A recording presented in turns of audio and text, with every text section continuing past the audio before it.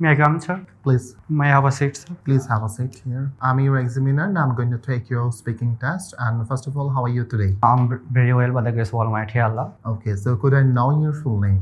Yes, obviously, my full name is MD Rahan Khabir.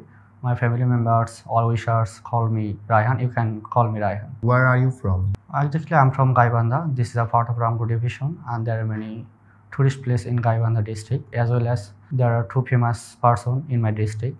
And Gaibandha famous for Rasmalai. What does your father do?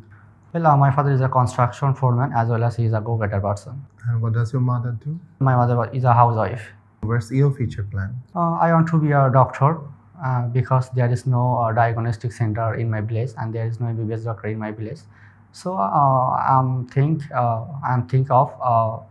after completing my MBBS, I want to go my village and I will treatment illness people with my village without any cost. Okay, and so how many members do you have in your family? I have a nuclear family. There are 5 members in my family, including myself, my parents, and 2 younger brothers. Do you use Facebook? Yes, sir. I use Facebook because there are many educational pages in my Facebook account.